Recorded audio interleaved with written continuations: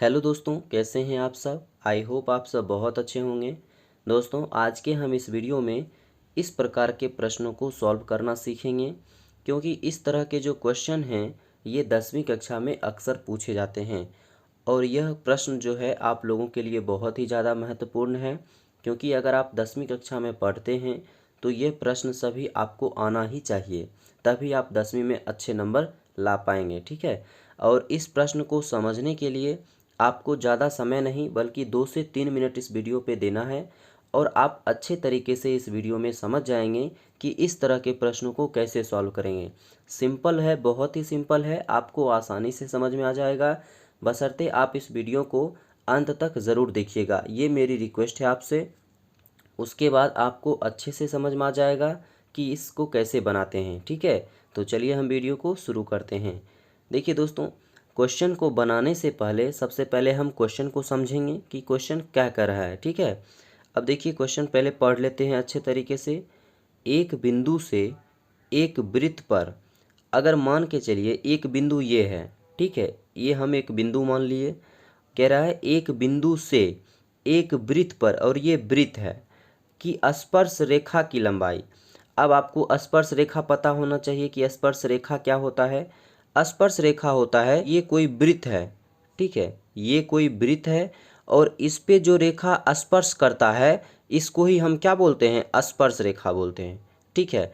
अब देखिए, ये इस तरह से स्पर्श किया है, यानी ये क्या हो गया, स्पर्श रेखा हो गया। ए बी क्या हो गया, स्पर्श रेखा। ठीक है। ठीक है, उसके बाद क्या रहा है, तथा कि केंद्र से दूरी है। अब केंद्र क्या है इसका, ओ है।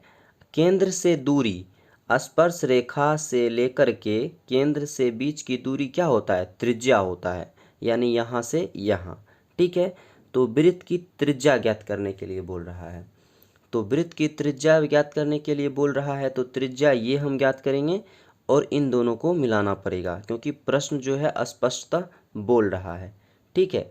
अब देखिए, इसकी जो है सारी चीज़ें की लंबाई दिया रखी है। यहाँ पे देखिए 25 सेंटीमीटर, और ये कितना है, 24 सेंटीमीटर।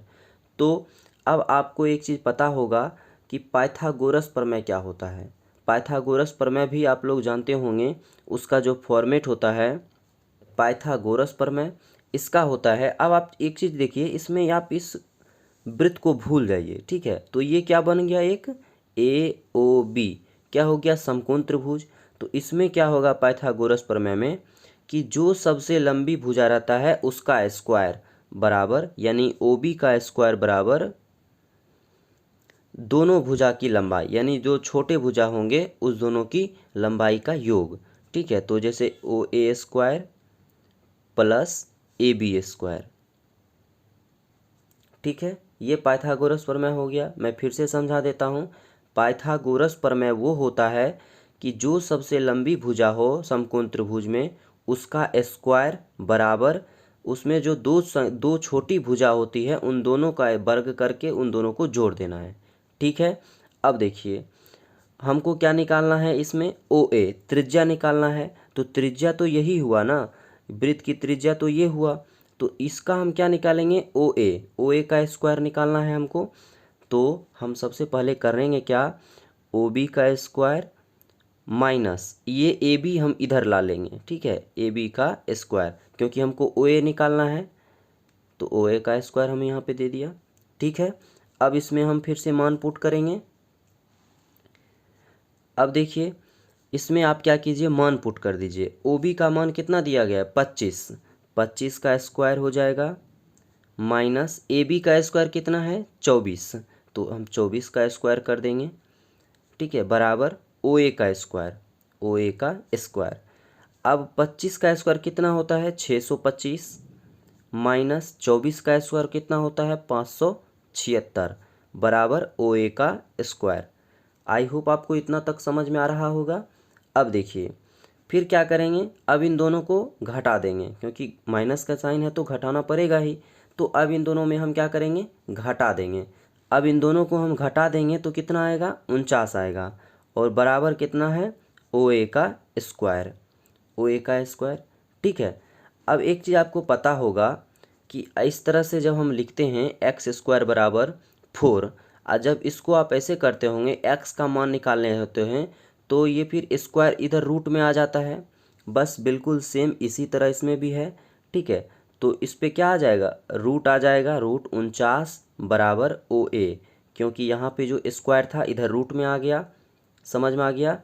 अब देखिए 49 का वर्गमूल क्या होता है, या फिर आप इसको गुणनखंड भी कर सकते हैं, अंदर में फैक्टर कर दीजिए। 7 गुने 7 बराबर ओ ए। और आपको पता ही होगा जो एक संख्या 2 बार रहती है उसको हम क्या बाहर में 1 बार लिखते हैं।